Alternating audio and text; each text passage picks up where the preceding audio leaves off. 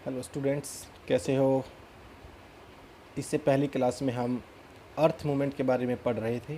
तो अर्थ मूवमेंट्स के बारे में हमने जाना कि किस प्रकार से पृथ्वी की जो ऊपरी लेयर है वह मूव करती रहती है।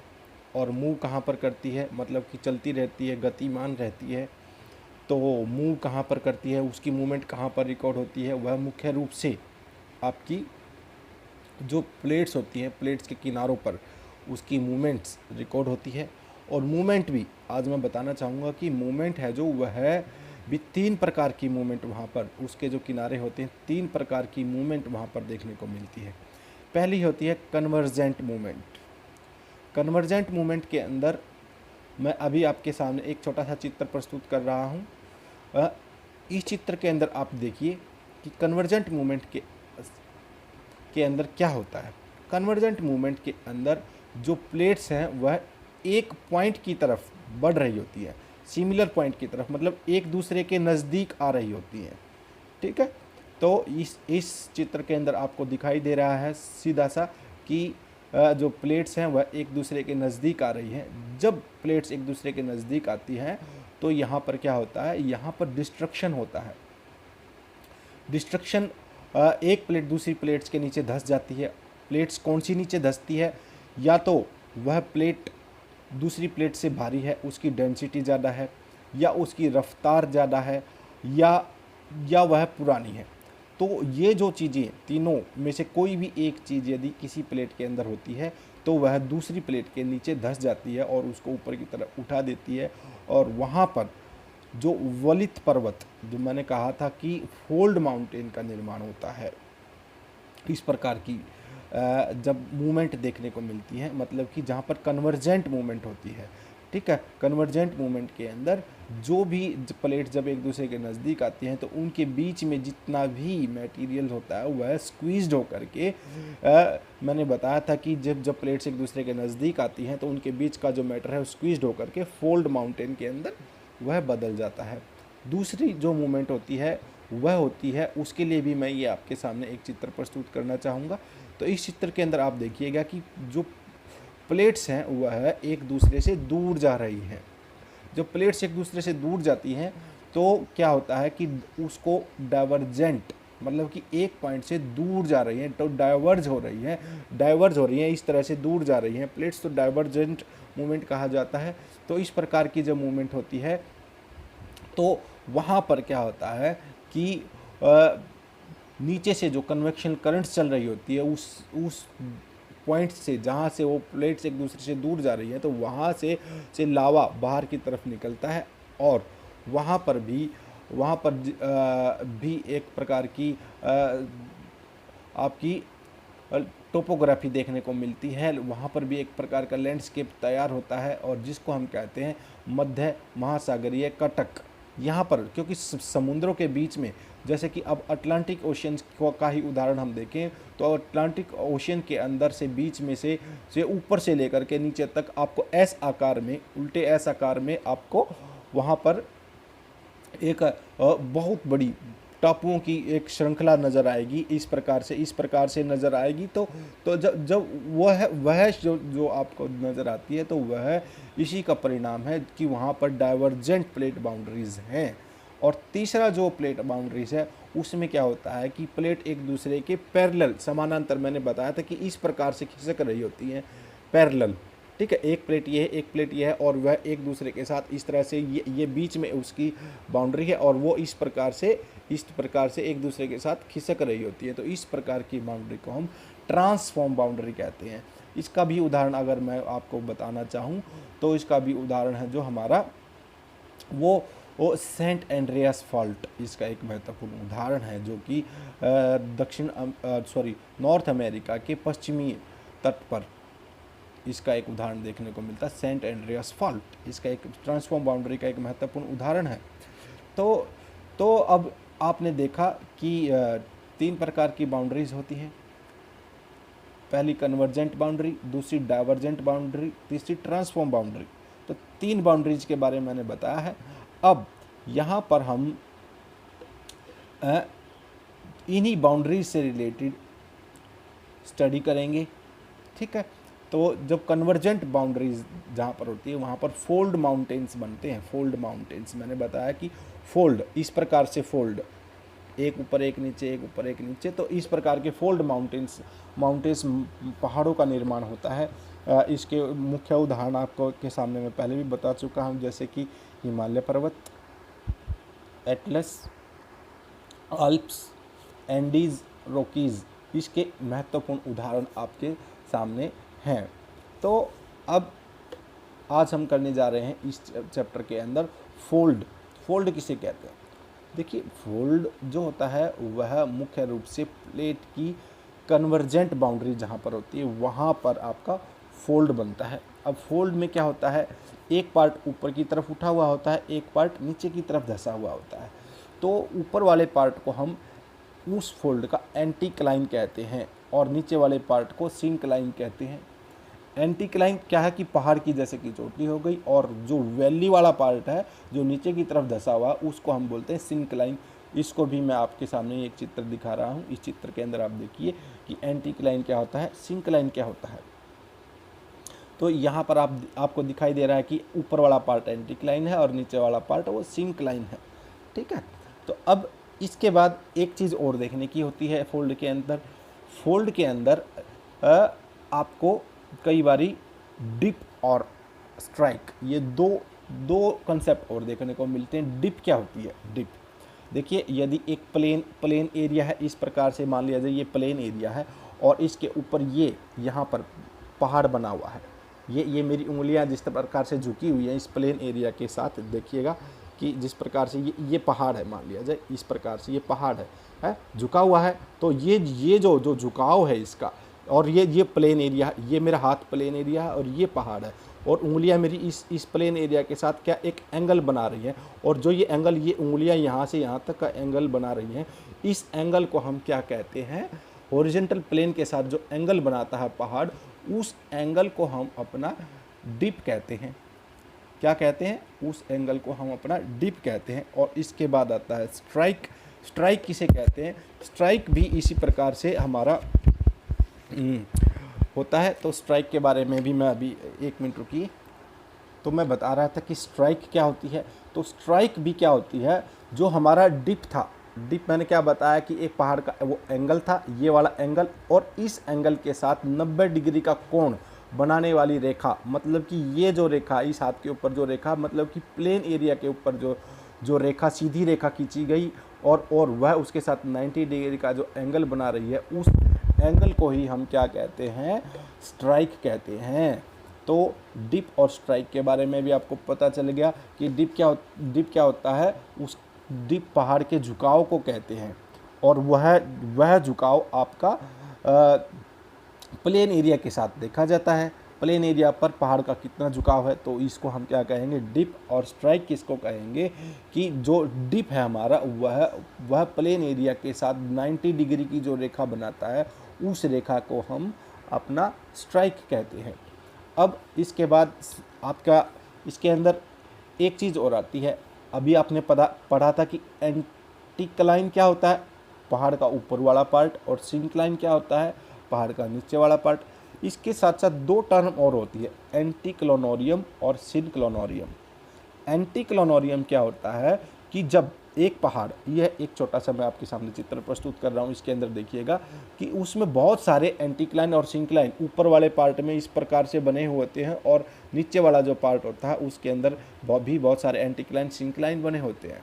तो इस प्रकार के ऊपर उठे हुए पार्ट को, जिसके अंदर बहुत सारे आपके एंटीक्लाइन और सिंक्लाइन होंगे, और नीचे वाला पार्ट इस प्रकार से, ठीक है, ऊपर वाला जो पार्ट है उसको हम क्या कहते हैं, एंटीक्लोनोरियम, और नीचे वाले पार्ट को सिनक्लोरियम।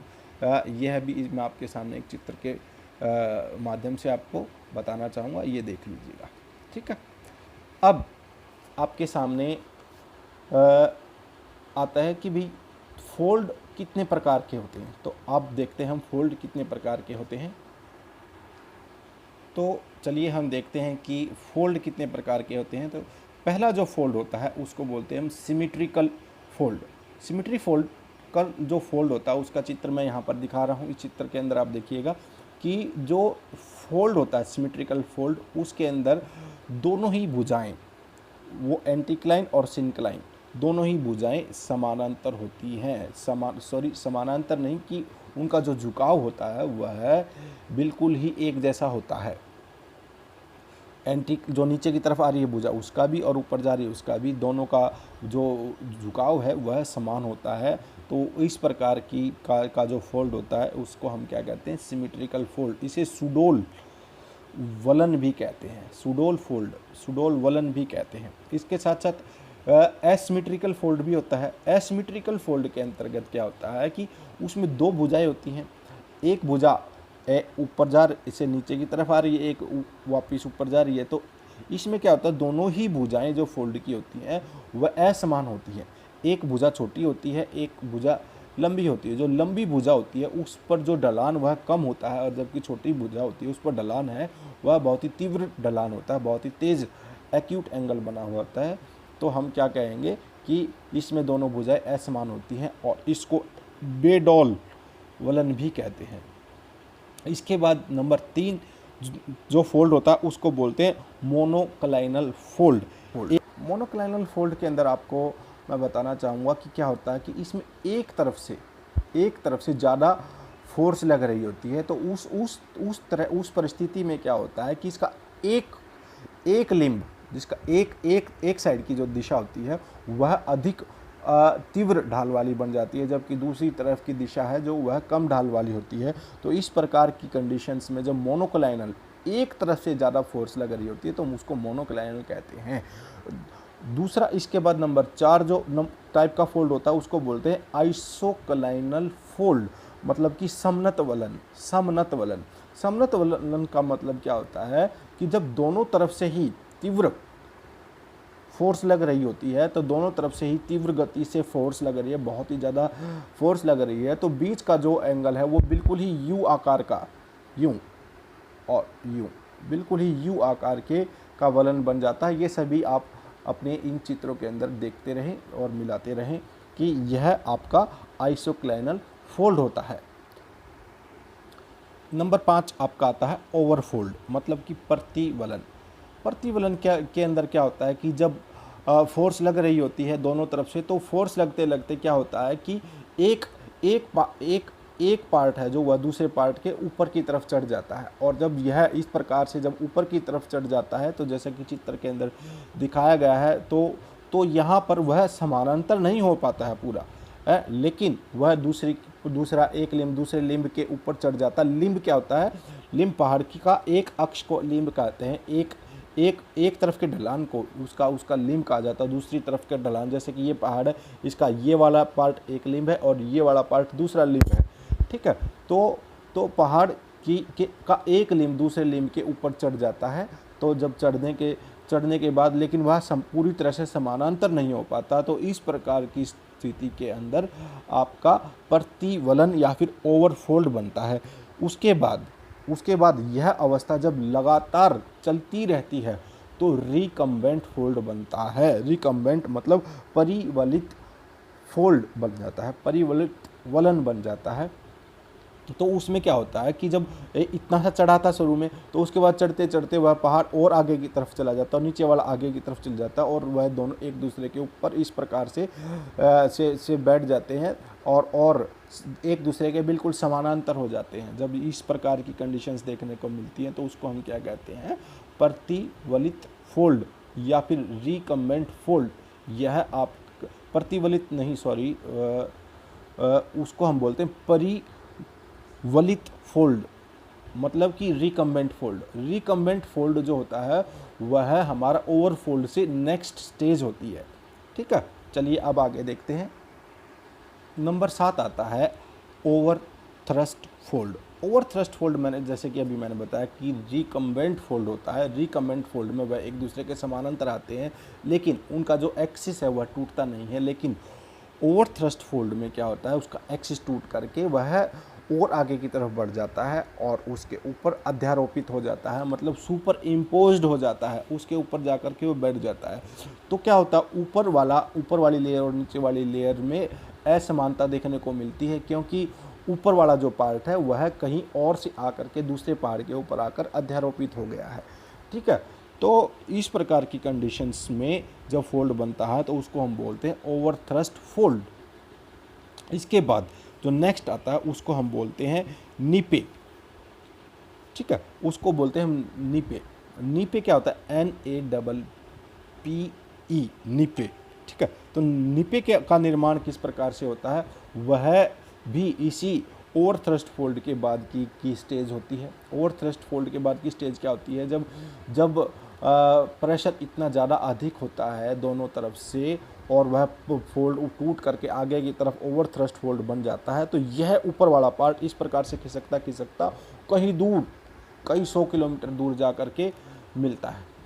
जब हम उसका अध्ययन करते हैं तो हमें पता चलता है कि जो ये ऊपर वाला जो पार्ट था जिसको हम नीपे बोल रहे हैं, यह वाला पार्ट और उसके जो नीचे वाला जो पार्ट की, उन दोनों की प्रॉपर्टी बिल्कुल ही विभिन्न होती है।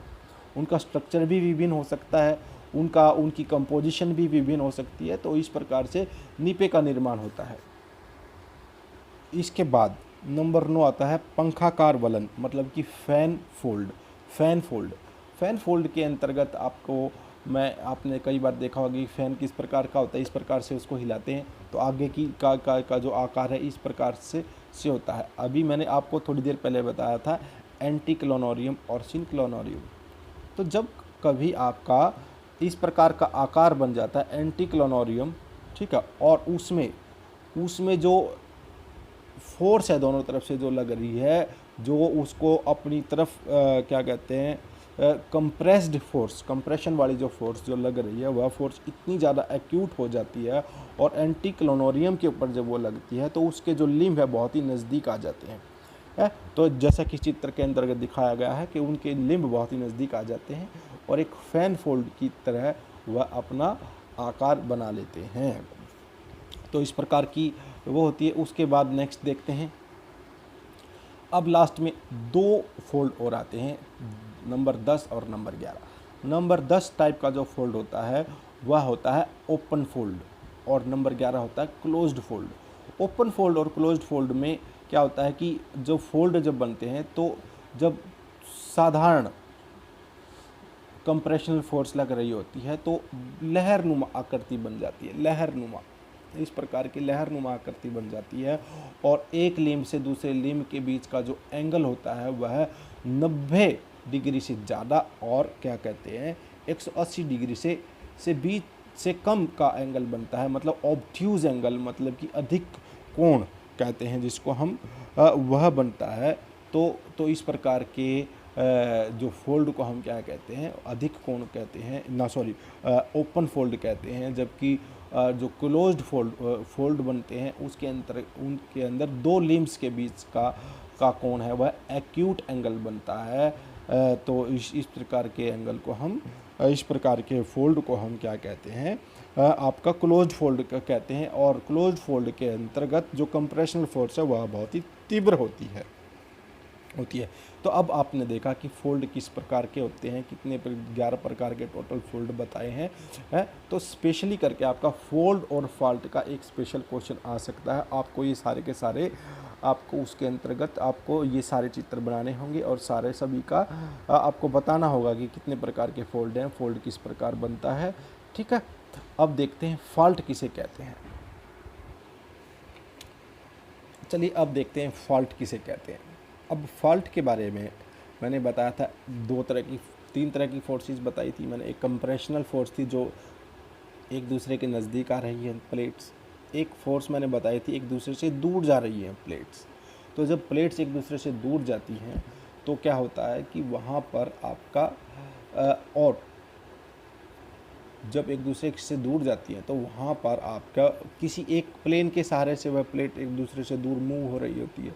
तो जब वो एक दूसरे से दूर होती हैं तो किस प्रकार से जब उनके अंदर टेंशन खिंचाव पैदा होता है तो किस प्रकार से वो एक दूसरे से दूर होती हैं और किस प्रकार से वह वहाँ पर अलग अलग प्रकार की आकृतियाँ बनाती हैं। तो ये सारी की सारी चीज़ें हम फॉल्ट के अंदर डिस्कस करते हैं। ठीक है, तो इसके अंतर्गत क्या है कि भाई सबसे पहले फॉल्ट प्लेन का पता होना चाहिए आपको। फॉल्ट प्लेन क्या होता है? फॉल्ट प्लेन वह दो प्लेट्स के बीच की वह कमज़ोर एक लाइन होती है जहाँ से वह प्लेट कमज़ोर होती है, और उसी कमज़ोर स्थान से वह प्लेट जब जब टेंशनल फोर्स काम कर रही होती है तो टूटती है, और उसी कमज़ोर लाइन के साथ से वह जो एक दूसरे के साथ मूवमेंट करती है। तो जहाँ से जिस लाइन के साथ वह मूवमेंट कर रहे होते हैं तो उसी लाइन को हम क्या कहते हैं, अपना उसका फॉल्ट प्लेन कहते हैं। उसके बाद जैसे कि मैंने अब आपको डिप शब्द का इस बताया था, उसके फोल्ड के अंतर्गत डिप क्या होता है कि उसका जो फॉल्ट का झुकाव जिस तरफ होता है वहाँ पर भी फॉल्ट डिप बनता है। उसके झुकाव को हम क्या कहते हैं, उसका डिप कहते हैं। तो एक पार्ट इसमें क्या होता है, ऊपर उठ जाता है, एक पार्ट नीचे की तरफ धंस जाता है। तो एक पार्ट जो ऊपर उठ जाता है उसको हम क्या कहते हैं, अप थ्रोन ब्लॉक कहते हैं। अप थ्रोन जो ऊपर उठाओ, अप थ्रोन ब्लॉक, ठीक। और एक डाउन थ्रोन ब्लॉक हो गया जो कि नीचे की तरफ बैठता है, ठीक है। और हैंगिंग वॉल क्या होती है, जो ऊपर की तरफ जो पार्ट है उसको हैंगिंग वॉल कहा जाता है, और जो फुट वॉल है जो नीचे की तरफ जो हमारा पार्ट है उसको हम क्या कहते हैं, हैंगिंग फुट वॉल कहते हैं। तो ये आपने इसका स्ट्रक्चर देखा, फॉल्ट का किस प्रकार का स्ट्रक्चर होता है। तो अब हम देखते हैं कि फॉल्ट है वह कितने प्रकार के होते हैं। सबसे पहली बात है जो वह होता है नॉर्मल फॉल्ट। देखते हैं नॉर्मल फॉल्ट किसे कहते हैं। तो चलिए देखते हैं नॉर्मल फॉल्ट किसे कहते हैं। नॉर्मल फॉल्ट के अंतर्गत क्या होता है कि एक फॉल्ट प्लेन होता है। फॉल्ट प्लेन वह पार्ट होता है जहाँ से आपका दोनों के बीच में दरार पड़ी हुई है। तो जिस प्लेन से फॉल्ट प्लेन से वह एक दूसरे के बिल्कुल ही विपरीत दिशा में, वो एक ऊपर जा रहा है एक नीचे की तरफ आ रहा है। तो एक ब्लॉक है ऊपर जा रहा है और एक ब्लॉक नीचे की तरफ आ रहा है। तो इस प्रकार की कंडीशंस को हम क्या कहते हैं, सामान्य भ्रंश या फिर नॉर्मल फॉल्ट कहते हैं। और इसके बाद नंबर 2 आता है रिवर्स फॉल्ट। रिवर्स फॉल्ट के अंतर्गत क्या होता है, कंप्रेशनल फोर्स ज़्यादा होती है। कंप्रेशनल फोर्स जो हॉरिजॉन्टल कंप्रेशनल फोर्स, मतलब कि ये एक दूसरे की तरफ जा रहे हैं, हॉरिजॉन्टल कंप्रेशनल फोर्स। तो जब इस प्रकार से एक दूसरे के नज़दीक आकर के फॉल्ट बनता है, चित्र के अंतर्गत आप देखिएगा कि किस प्रकार से संपीड़न हो रहा है। संपीड़न का मतलब कंप्रेशनल फोर्स लग रही है। कंप्रेशनल फोर्स क्या है, हॉरिजॉन्टल लग रही है। यहाँ पर नॉर्मल फॉल्ट में क्या थी, वर्टिकल लग रही थी। एक ब्लॉक ऊपर जा रहा था, एक ब्लॉक नीचे की तरफ आ रहा था। तो आपने देखा कि एक ऊपर जा रहा था, एक नीचे की तरफ आ रहा था। यहाँ पर हॉरिजॉन्टल फोर्स लग रही है, तो एक दूसरे की तरफ आगे की तरफ बढ़ते हैं। तो दो ब्लॉक्स, तो उसको हम क्या कहते हैं, रिवर्स फॉल्ट कहते हैं। आगे देखते हैं। नंबर 3 आता है लेटरल और स्ट्राइक स्लिप फॉल्ट। लेटरल और स्ट्राइक स्लिप फॉल्ट में होता क्या है, देखिए स्ट्राइक मैंने बताया था कि जो हमारा हॉरिजॉन्टल प्लेन होता है उसका डिप के साथ 90 डिग्री का एंगल होता है। तो स्ट्राइक स्लिप मतलब कि हॉरिजॉन्टल प्लेन के साथ जब कोई चट्टान खिसक रही होती है तो उस चट्टान को उस फॉल्ट को हम क्या कहते हैं, स्ट्राइक स्लिप फॉल्ट कहते हैं या फिर लेटरल फॉल्ट कहते हैं। इसमें आपकी कगार नहीं होती। अब कगार क्या होती है, कगार क्या होती है कि ऊपर लटकी हुई चट्टान, ऊपर जो बहुत ऊंची चट्टान बन गई है प्लेन, अब एक्सियल फॉल्ट प्लेन के साथ साथ जब एक पार्ट ऊपर उठ जाता है और एक नीचे धंस जाता है तो ऊपर वाले पार्ट को हम क्या कहते हैं, उसकी कगार कहते हैं। लेकिन इसमें कगार नहीं होती है, मतलब कि इसके अंदर आपका ऊपर लटकी हुई हैंगिंग बॉल नहीं होती है, कगार नहीं होती है। और नंबर 4 इसके अंदर आता है स्टेप फॉल्ट। स्टेप फॉल्ट के अंतर्गत क्या होता है कि जब कंप्रेशनल फोर्स बार बार में लगती है और रुकती रहती है, लगती है रुकती रहती है, तो एक चट्टान के में कई फॉल्ट प्लेन बन जाते हैं और सीढ़ी नुमा आकार बन जाता है, सीढ़ी नुमा।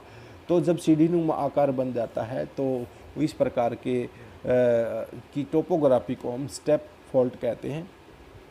तो ये था आपका फॉल्ट के टाइप्स। फॉल्ट के 4 ही टाइप हैं, जबकि फोल्ड के मैंने आपको 11 टाइप्स बताए थे।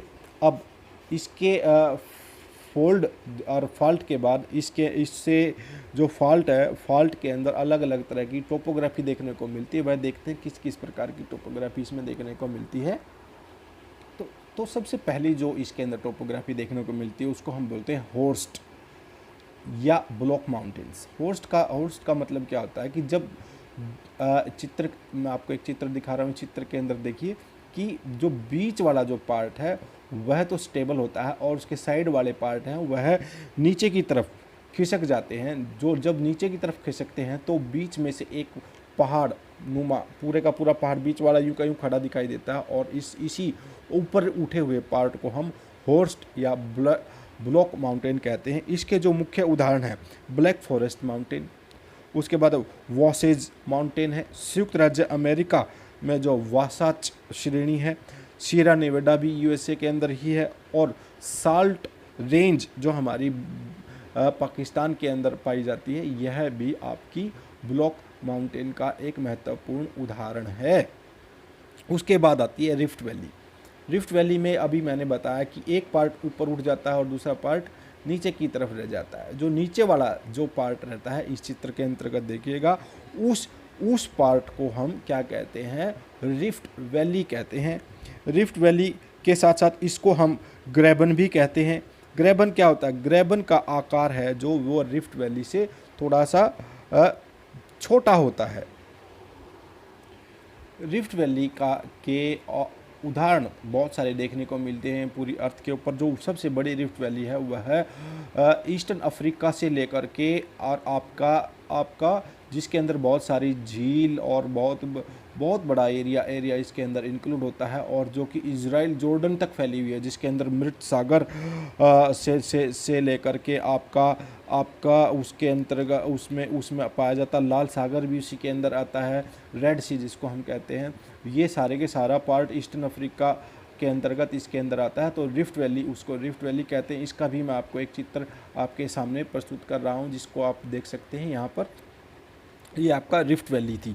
इसके साथ साथ दुनिया में और भी बहुत सारे उदाहरण हैं, जैसे कि राइन नदी की जो वैली है, राइन नदी यूरोप में है, वह भी आपकी एक रिफ्ट वैली है। उसके बाद अमेरिका में डेथ वैली है, जॉर्डन में भी डेथ सी है और ऑस्ट्रेलिया की स्पेंसर की घाटी, नर्मदा, भारत में नर्मदा भी एक इस प्रकार का एक उदाहरण है। तो ये बहुत सारे उदाहरण आपके सामने मैं प्रस्तुत कर रहा हूँ जो कि रिफ्ट वैली के ही उदाहरण हैं। इसके बाद नंबर 3 आता है आपका फॉल्ट स्क्रैप।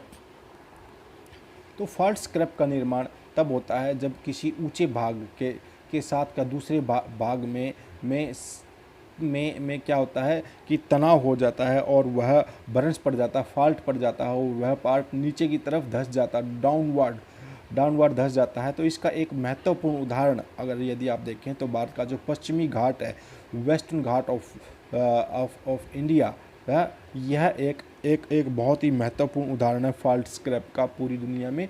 तो जिसमें आपको देखने को मिलता है कि समुद्र तल से जैसे ही हम पश्चिम से भारत के अंदर एंटर करते हैं तो आपको एकदम से बिल्कुल तीव्र ढाल वाले पहाड़ देखने को मिलते हैं, जो कि फॉल्ट स्क्रैप का एक महत्वपूर्ण उदाहरण है। ये था आपके सामने पूरे का पूरा फॉल्ट और फोल्ड दोनों ही तरह की टोपोग्राफी का इस लेक्चर के अंदर हमने डिस्कशन किया है, और जो कि मुझे लगता है कि आप लोगों को समझ में आ गया होगा। यदि आपको इसके अंतर्गत किसी प्रकार की कोई प्रॉब्लम आती है तो आप मुझे अपना ग्रुप के अंदर मैसेज करके मुझसे इसके बारे में पूछ सकते हैं। और आगे यह वाला चैप्टर जो मैंने अभी आपको बताया था अर्थ मूवमेंट का, ये चैप्टर कंप्लीट होता है। अब इसके बाद हम नेक्स्ट चैप्टर करेंगे। चलिए, थैंक यू वेरी मच, मिलते हैं नए लेक्चर में।